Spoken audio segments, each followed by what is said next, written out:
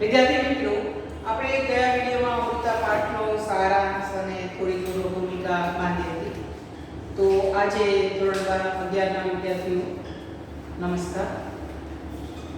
અમૃતા પાઠ ચરિત્ર નિબંધ છે. તેનો સાહિત્યનો જે પ્રકાર છે ચરિત્ર નિબંધ છે. લેખક કિશનસિંહ ગોવિંદસિંહ ચાવડા, એમનું ઉપનામ છે જીપસિંહ. એમનો જન્મ 17/11/1904, એમનું મૃત્યુ 1/12/1979. તો આ રીતે આપણે પેલા પ્રસ્તાવના લીધી હતી. તો એમાં એક પ્રશ્ન આપણે કહીએ કે વાર્તા સંગ્રહના નામ લખો. એમની કોઈ પણ કૃતિનું નામ તમને જણાવવાનું કે તો બે કૃતિના નામ જણાવવાના છે. બીજું એમનું જીપસી એમનું ઉપનામ છે યાદ રાખજો. પૂરું નામ લખવાનું કે તો કિશનસિંહ ગોવિંદસિંહ ચાવડા. અમૃતાની કથા મેં તમને કહી હતી કે જે અહીંયા આપેલી છે. તો લેખક છે એમના કરતા અમૃતા જે છે એ 3 વર્ષ નાની બેન છે. તો એમનું અહીંયા ચરિત્ર આલેખવામાં આવેલું છે.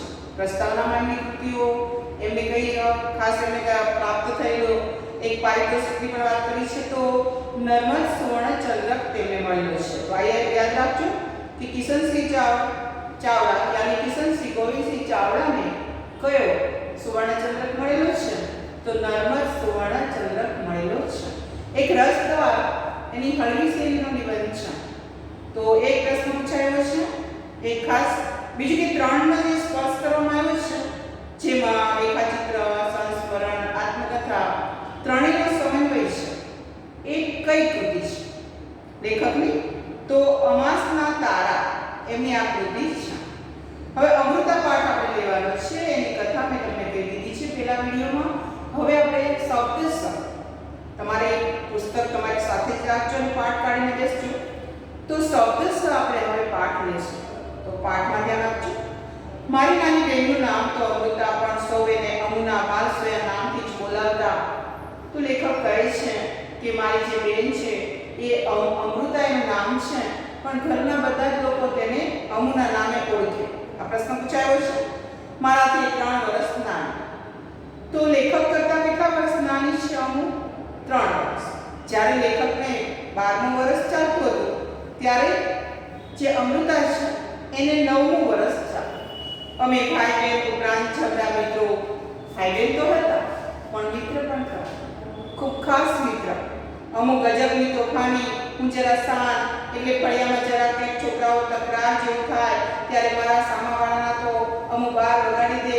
ગંઠાયેલું શરીર, તંદુરસ્તી ખુશ્બુ, નમણો ચહેરો, અરે તેજસ્વી ચક્કર આંખો. અમૃતાની આંખો પર હું મુગ્ધ. એ આંખોના સમગ્ર સૌંદર્યનો શિખર. એ તો હું જરા મોટો થયો ત્યારે જ મને ગમ પડી, એટલે સમજણ પડી. તમે જો કે ગમ પડવી, બીજું એક બાર વગાડી દેવા એ રૂઢિપ્રયોગ છે. બાર વગાડી દેવા એટલે આફતરો બનવો, સામેવાળાનો આવીજ બનવો. અને ગમ પડવી એટલે સમજ પડવી, એટલે સૂઝ પડવી અથવા ખબર પડવી. તો આ રીતે વાત કરવામાં આવી છે, રૂઢિપ્રયોગ છે. શબ્દોને તમારે થોડાક આપણે જાણી છે લેતા ગયા છે. તો તકરાર એટલે ઝઘડો, ગંઠાયેલો એટલે સુગંધ, મુક્ત એટલે સુંદર, મોહક, સારસ. તો શિખર એટલે શું? પર્વતની જે ટોચ હોય ને એને શિખર કહેવાય, ટોચ પણ કહેવાય. તો આ રીતે કહેવાય છે. અમૃતાની આંખો ખૂબ ગમે લેખકને. એ આંખો એના સમગ્ર સૌંદર્યનું શિખર હતું અને એનું જરા જ મોટું થયું ત્યારે મને ગમ પડી, એટલે સમજણ પડી. પણ અણસમજણમાં આવ્યો મને એની આંખો બહુ ગમે અને આંખો ઉપર ધનુષ જાગૃતિ રચી રહેલા એ ભવા હું પંપાળતા થાકું જ નહીં. તો ભવા શબ્દ એટલે ભવા અને ધનુષ જાગૃતિ. તો આ એક સામાજિક શબ્દ તમારે પૂછાય છે. સામાજિક શબ્દ લખો. એમાં રાજાનો મેલ એટલે રાજમેલ થાય, રેશમની ગાંઠ એટલે રેશમ ગાંઠ, જો કે આગળ શબ્દ આવશે બધા. અને ધનુષ્ય જેવી આકૃતિ એટલે ધનુષ્યાકૃતિ. ધ્યાન રાખજો, ધનુષ્યની આકૃતિ લખશું તો ખોટું પડશે. ધનુષ્ય જેવી આકૃતિ એટલે ધનુષ્યાકૃતિ. આપણે ધનુષ્ય જોયું ને એના જેવી જ એની આંખો દેખાય. તો આ રીતે ધનુષ્યાકૃતિ જેવી આંખો એની દેખાય. બીજું કે ભવા એટલે ભવાર. ઘણા બધા શબ્દોમાં પર્યાય તમારે પૂછાયા છે.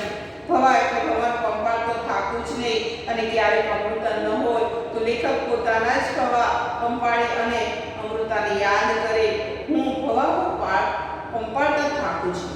પછી તો અમુના હોય તો શું મારા જ ભવા પંપાળતો અને યાદ કરું અમને જોઈને મારી નાની રાજુબા હંમેશા કહેતા. નાની એટલે કોણ? રાજુબા. તો તો એની જે માતા છે, માતાની માતા એટલે નાની, ધ્યાન રાખજો, માતાની માતાને શું કહેવાય? નાની. તો રાજુબાઈને કહેતા, તો આ યાદ રાખજો કે શું કહેતા હતા? તો કહેતા હતા હંમેશા કે કિશન તારી બા નાની હતી ને ત્યારે બરોબર જ અમૃતા જેવી જ લાગતી હતી. કેમ, કોના જેવી લાગે છે આ અમૃતા? તો એની મા જેવી, નર્મદા જેવી. જ્યારે નર્મદા નાની હતી ત્યારે અમુ જેવી લાગતી, અને જ્યારે એ મોટી થશે અમૃતા તો એની માતા નર્મદા જેવી જ લાગશે. તો નર્મદા એટલે શું? નર્મ એટલે આનંદ અને દા એટલે આપનાર. બીજું કે નર્મદા શબ્દ છે એ સામાસિક શબ્દ પણ છે. નર્મદા એટલે આનંદ, તો એ સામાસિક શબ્દ પણ રહેલું છે. નર્મ આનંદ, દેના એટલે નર્મદા. તો આ સામાસિક શબ્દ તમારે પૂછાયો છે. સામાસિક શબ્દ તમારે આવશે જ, તો બધા જ ગદ્યમાંથી લેવામાં આવી હશે. તો કહેવાય છે કે નર્મદા જેવી રીતે રૂપાળી થવાની એક દિવસ રાજુબાઈ મને અને અમુને બંનેને બાની બચપણ એટલે બાલ્યાવસ્થા, બાળપણમાં, શૈશવમાં, તો પર્યાય શબ્દ બચપન, બાળપણ અને શૈશવ.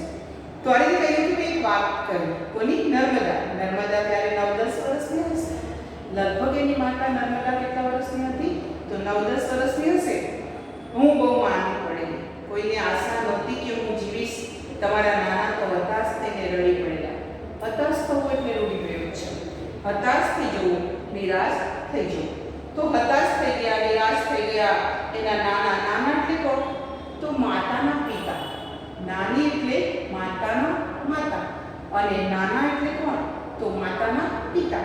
તો ખૂબ હતાશ થઈ ગયા, રડી પડ્યા. એ દિવસોમાં એક સંન્યાસી ભિક્ષા માંગવા આવ્યો. સાધુ, સંન્યાસી એટલે સાધુ, સારો માણસ કહેવાય એવું લાગે છે, પણ હકીકતમાં તે હતો નહીં. ભિક્ષા લેવા આવ્યા. નર્મદાની ટેવ પ્રમાણે તે બંને મુઠ્ઠીઓમાં બાજરી ભરીને તોડી.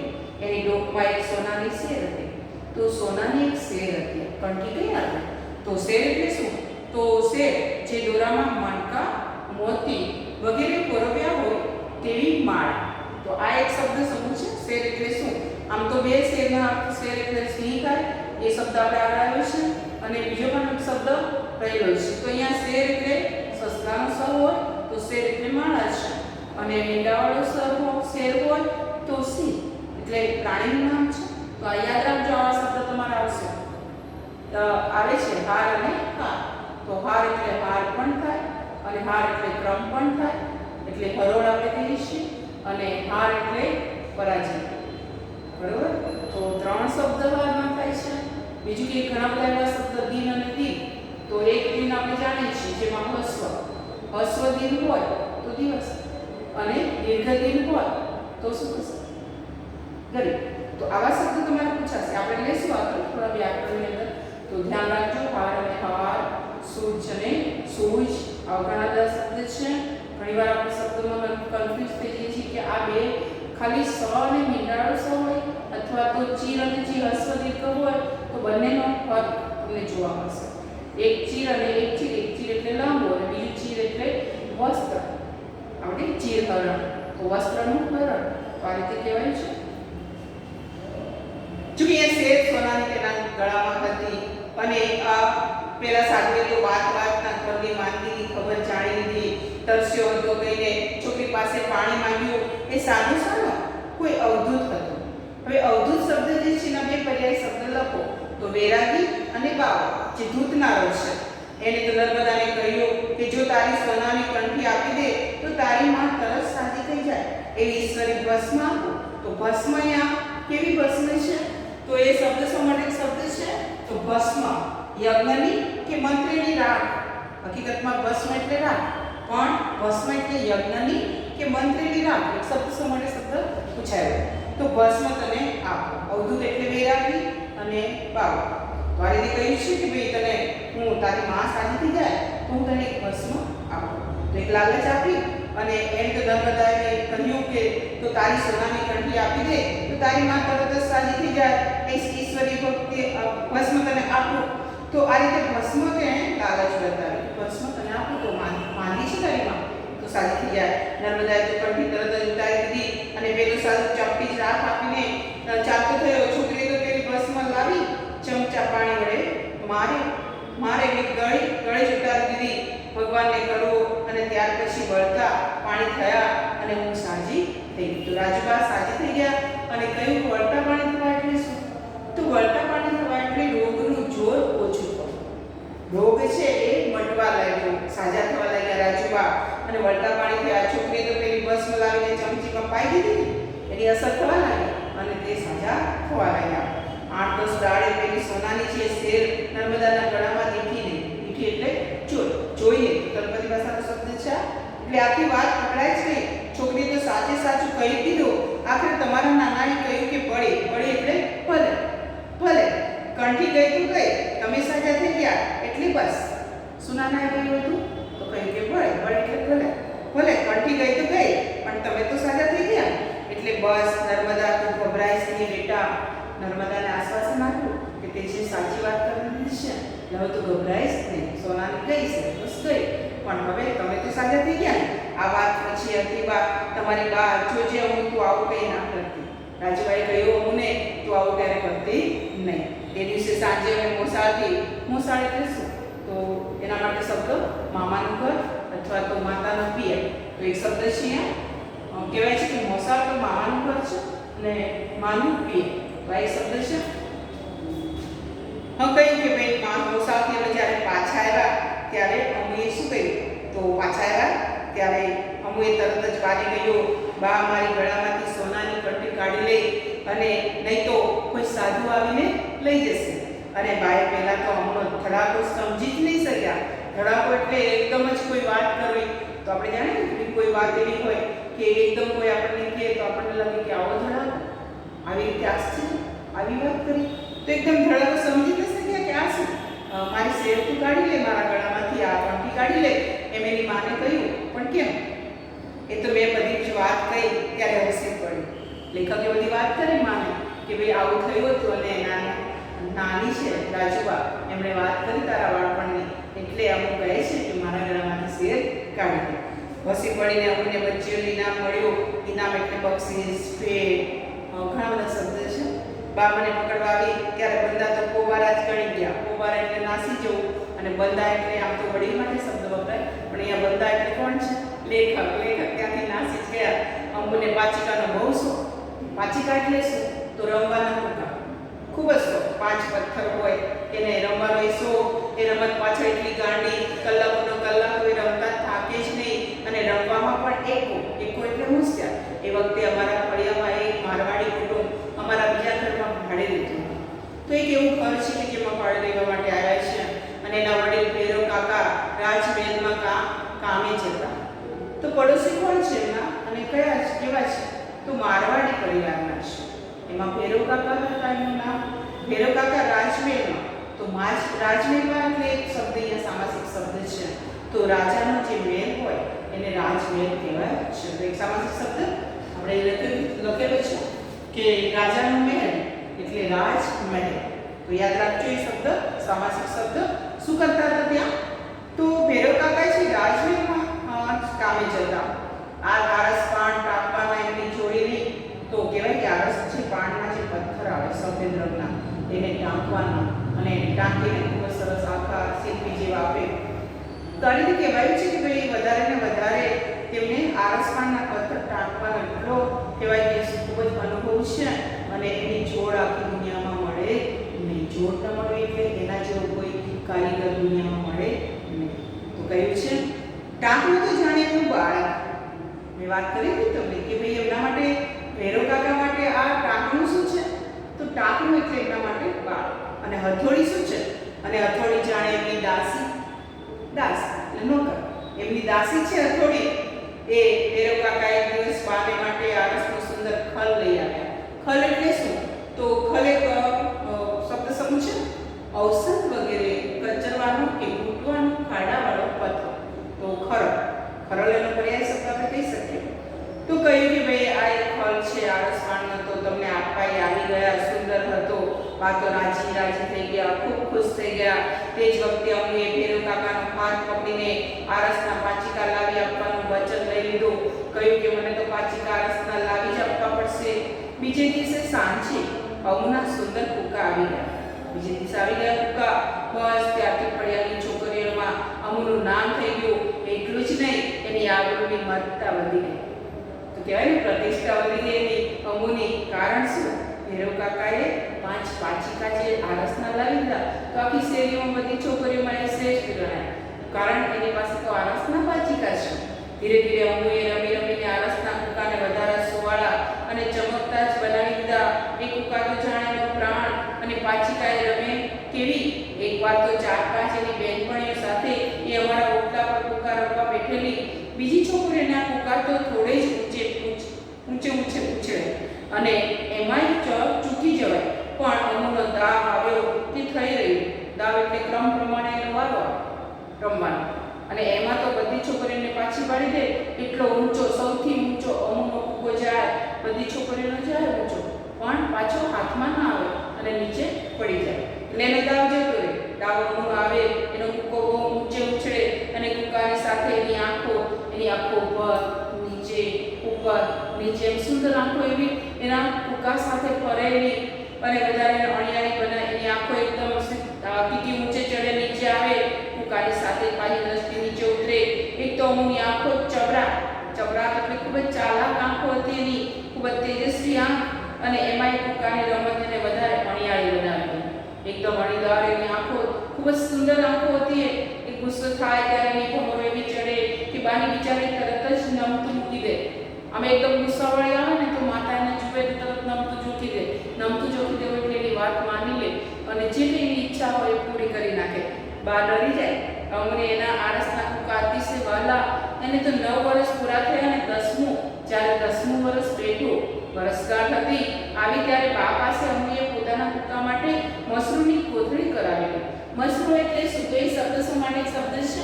મસરૂમ એટલે રેશમ તથા સૂતરનું ઘણા રંગના પટ્ટાવાળું કપડું.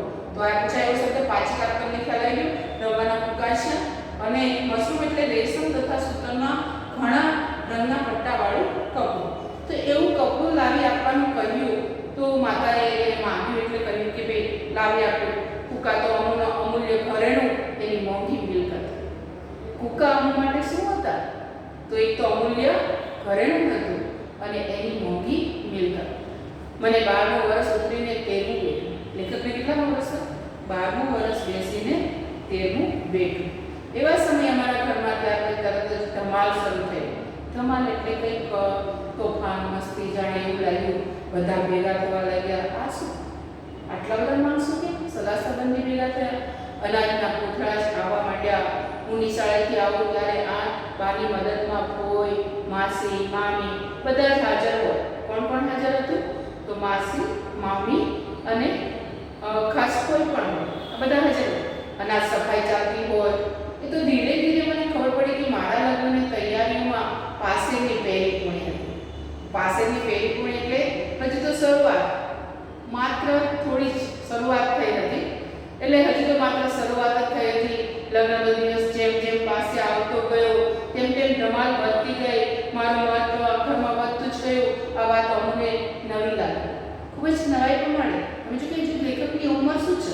કેટલા વર્ષ બેઠું હતું? 12મું પૂરીને 13મું. તો આ બાળ લગ્ન જેવું છે લેખકનું. પહેલાના વખતમાં હતા બાળ લગ્ન થવા. આજે આપણે જાણીએ છીએ ક્યાંક અમુક જિલ્લામાં, રાજ્યમાં બાળ લગ્ન થતા હોય છે. અને એવા લગ્નના સમયે ઘણા લોકો એવા છે કે બાળ લગ્ન થાય અને અત્યારે આપણે વિરોધ કરી રહ્યા છીએ, પણ હજુ છાના છપના થતા જ છે. સતી પ્રથા, આ બધું ખૂબ કહેવાય ને કે સારા એવા કોઈ લક્ષણ જોવા નથી મળતા. અને સારી પ્રથા, ખૂબ પ્રથા કહેવાય સારી. ઘણા વિરોધ કરે છે. તો આપણે જાણીએ છીએ કે બાળ લગ્ન લેખકના હતા અને ઘરમાં ધમાલ થઈ. લેખકનું વર્ચસ્વ વધવા લાગ્યું. અમુને આ બિલકુલ ગમ્યું જ નહીં કે પોતાનો ભાઈ પોતાનાથી દૂર થવા લાગ્યો. આ શું? એના લગ્ન લેવાય તો પછી મારો ભાઈ છે મારાથી દૂર થઈ જશે. અને આપણે જાણીએ છીએ કે આની અંદર ભાઈ બહેનનો પ્રેમ બતાવવામાં આવ્યો છે. એકદમ નિર્દોષ અને નિખાલસ પ્રેમ, એકદમ કહી શકાય એવી સુંદર અમુની આંખો લેખકને ખૂબ જ મોહક લાગે છે. તો આ રીતે તેના લગ્ન લેવાયા અને ચિંતામાં પડી ગઈ અમુ. મારું તો મહત્વ ઘરમાં વધ્યું. આ વાત અમુને નવાઈ લાગી, કારણ કે અમારે બંનેનો પહેલો જેટલો સતવારો હવે ન રહ્યો. બંને સાથે રમી ન શક્યા. ધીરે ધીરે ઓછો જ થવા માંડ્યો. અમુ અને મારી બહેન મારી વચ્ચે કેવું કે થોડોક જે વધારે બોલતા હતા અને સાથે રમતા હતા એ બધું ઓછું થઈ ગયું. એકદમ ઓછો થવા લાગ્યો. અને અમુ તો મારા કરતાં વધારે ગુસ્સાવાળી. તમે જો કે વધારે ગુસ્સો એને આવતો તો પહેલેથી આપણે જાણીએ છીએ. તો કહેવાય કે લગ્નનો દિવસ નજીક જેમ જેમ આવવા લાગ્યો એમ લેખક એનાથી દૂર થવા લાગ્યા અમુકે, કારણ કે અમારા બંને વચ્ચે જે પ્રેમ હતો એ ઓછો જાણે થવા લાગ્યો. તો અમોને મારી વચ્ચે વાળની રેશમ ગાંઠ એવી તો સજ્જડ બંધાયેલી કે અમે બંને આ નવી પરિસ્થિતિ સહી ન શક્યા. અમે જે સહન ન કરો, સહી ન શક્યા એટલે સહન ન થવું, સહી એટલે સાચું અને સહી એટલે સિગ્નેચર હસ્તાક્ષર. તો સહી શબ્દનો કેટલા અર્થ થાય છે અહીંયા? સહી એટલે સાચું, સહી ન શકવું એટલે સહન ન થવું અને સહી એટલે હસ્તાક્ષર. આવા શબ્દ તમારે આવવાના છે, ધ્યાન રાખજો. સહી તો સહીના કેટલા અર્થ થયા છે? અનેકાર્થી શબ્દ છે. સહી કેવો શબ્દ છે? અનેકાર્થી. સહી એટલે સાચું, સહી એટલે સહન ન થવું અને સહી ન શકવું અને સહી એટલે હસ્તાક્ષર. તો આ રીતે સહી સહન ન થવું તો એ શબ્દ આપણે ખાસ કરી લેજો, લખી લેજો. જેટલા શબ્દ મેં કહ્યા છે એટલા પૂછી શકે. પણ અમુક તો મારા કરતાં વધારે ગુસ્સાવાળી એટલે તો એનો ક્રોધ તો અનેક રીતે પ્રગટ થતો ગયો. એની અરજી બાઈ હસીને કાઢી એટલે બાપુજી સુધી પહોંચી કે ભાઈનું લગ્ન બંધ રાખું છું અને પરણવાની આખી વાત જ ઉડાવી દીધી. વાત ઉડાવી દીધી એટલે વાત છે ને કાઢી નાખવી મનમાંથી. તો લગ્નની વાત જ ઉડાવી દીધી. પણ અમુક તો ખૂબ નાની હતી, પણ બિચારી અમુક કોણ માને? ઉંમરમાં સૌથી નાની અમુક, એની વાત કોઈ માને નહીં. દાદાને કીધી, માતાને કીધી, નાના નાની વાત છે અહીંયા તો બધાને કીધી પણ કોઈ માનવા તૈયાર નથી. વાત ઉડાવી દેવાની વાત છે. કોળવાનું ઘર, કોળવાન ખાનદાન આપણે કહીએ છીએ, તેનું ઘર પ્રતિષ્ઠા સારી, સંબંધીનો વિસ્તાર ઘણો એટલે છોકરો બાળપણમાં જ 4 હાથ વાળો થશે એટલે ખૂબ કમાશે. એ વિચારે કુટુંબીઓના હરખનો પાર નહોતો. હરખનો પાર નહોતો એટલે ખૂબ ખુશી, ખૂબ જ ઉલ્લાસથી આ પ્રસંગ ઉજવતા હતા. જે દિવસે મને પીઠી ચોળી તે દિવસે અમુક જોરદાર આંસુએ રડી, ખૂબ જ રડી. એની આંખમાં આંસુ આવી ગયા છે. અને પીઠી, પીઠી એક શબ્દ સમજો. લગ્ન પ્રસંગે વર કન્યાને શરીરે ચોળાનો યાની ચોળાતો પીળો સુગંધ પદાર્થ છે. તો આ રીતે અહીંયા ચોળાતો છે પીળો સુગંધી પદાર્થ. તો પીઠી તમે જોવો જ છો કે પીઠી આપણે જ્યારે ચોળવાની હોય ત્યારે ખૂબ જ ચંદન ને બધા લેપ આપણે અત્યારે કોઈ ચોળતું નથી એવી સુગંધી બધા, પણ પહેલાના વખતમાં તેવું હતું. તો પીઠી ચોળવાનો સમય થયો અને એવા સમયની વાત કરીએ એમણે લેખકે કે અમુક તો ખૂબ જ રડવા જ લાગી. મોટે મોટેથી રડે, ઓ મારા ભાઈ રે. બાએ બાપુજીને પણ એ છાની ન રહી. પછી તો એ મેં જ્યારે એને હાથમાં લીધી ત્યારે એના ડુસકા સમ્યા, ગળેલા એમને ભેટી પડ્યા, રડી પડ્યા. લગ્નમાં સૌએ મને કંઈક ને કંઈક ભેટ આપી. કોઈ કે હાથમાં રૂપિયા પર મૂક્યા, કોઈ જરીની ટોપી લાવ્યા. તમે જો બધાએ ભેટ આપી. કોણે ભેટ કઈ આપી છે? તો કોઈ રૂપિયા એના હાથમાં મૂક્યા. એમાં કોઈ છે એને જરીની ટોપી આપી, માસી જે છે એને સોનાની શેર આપી અને મામીએ હાથની કલવી, હાથમાં પહેરવાની ચાંદીની કલવી આવે, સોનાની આવે તો આપણે કડા કહીએ છીએ. એમ વસ્તુઓ વપરાય છે આપણે જવા માટે. અમુક શું આપે બિચારી? બધા જ વિખરાયા. અને જ્યારે હું એકલો રહ્યો ત્યારે હું ધીરે ધીરે પાસે આવીને મારી સોળમાં જ લપાઈ ગઈ. સોળમાં એટલે પડખામાં આવીને બેસી ગઈ અને સંકોચ સાથે ધીરેથી બોલી, ભાઈ તારા માટે શું હું આ લાવી છું. શું લાવું? પણ પછી કહ્યું કે ભાઈ તારા માટે હું લાવી છું. કહીને એણે એના કાચીકાની મસરૂની કોથળી દેખાડી. હું તો હતો તો બાળક, પણ અમુની આંખોમાંથી પડું થતો સ્નેહ જોઈ હું એને બાજી પડ્યો. ગળે પડી ગયા, બંને ગળે લાગી ગયા અને બંને અમે પેટ ભરીને રહ્યા, ખૂબ રડ્યા. પછી તો અમુ મોટી થઈ, વધારે નમણી બની, એના રૂપમાં લોબન ઉમેરાયું, એના લાવણીમાં ચારુતા ઉગી, એની આંખોમાં મસ્તીને બદલે લજ્જા જ ઉપસી. લજ્જા એટલે સરળ સંકોચ અને લાવણી એટલે નવણાશ. આંખોમાં મસ્તી એટલે તોફાની એની દ્રષ્ટિ. તે ઉંમર સાથે વધ્યો ઘટ્યો નહીં. બધા સંજોગોની સ્થિતિ વટાવીને એ વધારે વિશુદ્ધ, વધારે સરળ એક શબ્દ સમજશે. સરળ એટલે શું? તો આપણે જાણીએ કે જેની લાગણીને જે સમજી શકે એને સરળ કહેવાય છે. શબ્દ પણ આવેલો છે તો એ લખી લેજો. કદાચ મેં લખ્યું નથી પણ તમે લખી લેજો એ શબ્દ. સરળ એટલે જે બીજાની લાગણીને સમજી શકે તે. સારું, તો એક શબ્દ એ કરી લેજો. સરળ ખૂબ જ સમજી શકે એકબીજાને, કેવો સ્નેહ હતો બંને વચ્ચે અને ખૂબ જ આંખો તેની ભીની થઈ ગઈ હતી. વિશુદ્ધ પ્રેમ, એની ભીનાશ વધી, એની ભવ્યતા ઓળખાઈ. ત્યાં તો અમુના લગ્ન લેવાયા. અમુ હવે સાસરે જશે વિચારો ગમગીન થઈ ગયો, ખૂબ દુઃખી થયો અને લગ્નના દિવસ સુધી અમે ગમતી નહીં એટલે તો આખી થઈ કે પીઠી ચડી ત્યારે હું રડી પડ્યો. તો એક પ્રશ્ન પૂછાય છે કે લેખક ક્યારે ખૂબ રડી પડ્યા? કે જ્યારે અમુની પીઠી ચોળાઈ અથવા તો પીઠી ચડી ત્યારે લેખક ખૂબ રડી પડ્યા. અમુની વિદાય હતી, બાની આંખોમાંથી શ્રાવણ ભાદરવો વરસતા હતા. શ્રાવણ અને ભાદરવો, તો શ્રાવણ ભાદરવો તો અહીંયા દ્વંદ્વ સામાસિક શબ્દ છે. તો શ્રાવણ ભાદરવો વરસતો એટલે ખૂબ રડવા લાગ્યા બંને સગાવાલા. રડતી આંખે મૂડ બનીને સાક્ષી થઈ રહ્યા હતા, તો સાક્ષી પૂરી રહ્યા હતા. અને બીજું કે બીજ બોલ એટલે નવાઈ લાગી. ચોઘડિયા આકરા લાગતા હતા. ચોઘડિયા એટલે સમય ખૂબ આકરો લાગી રહ્યો હતો. વાતાવરણ સમજાતી હતી કે મંગલતા અને અનુભવાતું હતું કારણ.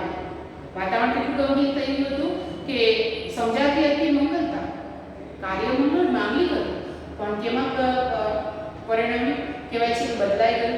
તો છે અનુભવ હતો કારણ, કરુણતામાં બદલાઈ ગયું. આપણે જાણીએ છીએ જ્યારે કન્યા વિદાય હોય એવા સમયે બધાની આંખો ભીની હોય, ખૂબ રડી રહ્યા હોય, ભાઈ રડી રહ્યો હોય, મમ્મી પાપા બધા રડી રહ્યા હોય, એટલા બધા રડી રહ્યા હોય કે હવે પાછી ક્યારે આવશે. તો અમુ છે જઈ રહી છે, લેખકની આંખમાં આંસુ છે, બા બાપુજી રડી રહ્યા છે. હું બાની પાછળ પડેલે ચહેરે જ ઊભો હતો, ખૂબ દુઃખી ચહેરે ઊભો હતો. મારા અંતરમાં ગજબની ગળમથલ ચાલતી હતી, મથામણ ચાલતી હતી. ગજબ એટલે અનુભવી શકાય એવી ગળમથલ. આપણે જાણીએ કે બહુ દુઃખી હોય તો આપણને ખ્યાલ જ ના આવે કે આપણે શું કરી રહ્યા છીએ, શું બોલી રહ્યા છીએ, કોને કહી રહ્યા છીએ. તો ગળમથલ ચાલી, કશું સમજાતું નહોતું, પણ એકલતાની લાગણી સર્વોપરી હતી. સર્વોપરી એટલે બધે જ વ્યાપ્ત. આગ્રહ કરીને બાપુજી પાસે 25 રૂપિયા લીધેલા હતા. એણે રૂપિયા મારા લગ્નમાં અમુએ આપેલી એની પાચિકાવાળી વસ્તુની થેલીમાં જ કુકા સાથે મેં મૂક્યા હતા. અમુક ગાડીમાં બેસવા જાય ત્યારે મેં એની થેલી ધીરેથી હાથમાં સરકાવી દીધી.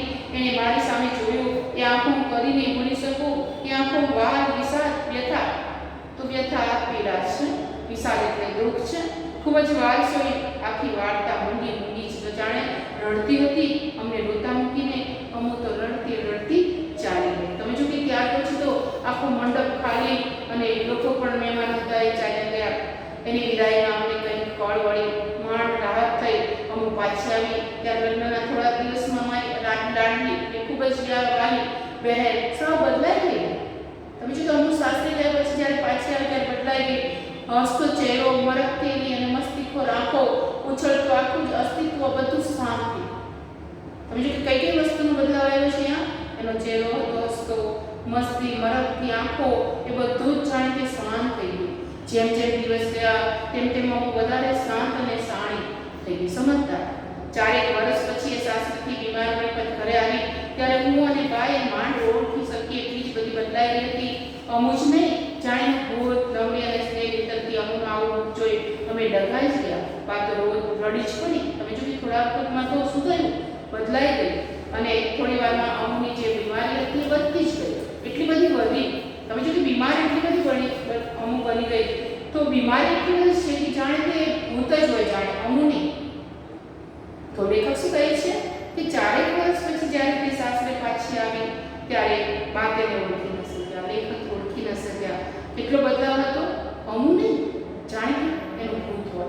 નમણી અને સ્નેહ વિતરતી અમુની આવું રૂપ જોઈને અમે તો ડઘાઈ જ ગયા. બા તો રડી જ પડી. થોડા દિવસ થયા અમુની બીમારી વધી, એટલી વધી કે એક સવારે અમે રડતા કકડતા મૂકીને ચાલી નીકળી. અમુ કરતા તો ઘર સુનહાર લાગ્યું, સનસનાટ તૂટી પડી. કુટુંબનું જાણે માંગલ્ય જ મરી ગયું. બાની આશાથી બીજે દિવસે હું નર્મદા ઓર નદીમાં સંગમ પર ચાણક્ય અમુના અસ્થિ લઈને જવાનો હતો. બાને અમુની પેટીની વસ્તુ વગે કરતા હતા, બધું સરખું કરતા હતા. એમાંથી એની લગ્ન વખતની સૌભાગ્યની ચૂંદડીની ગળીમાંથી મસરૂની થેલી નીકળી.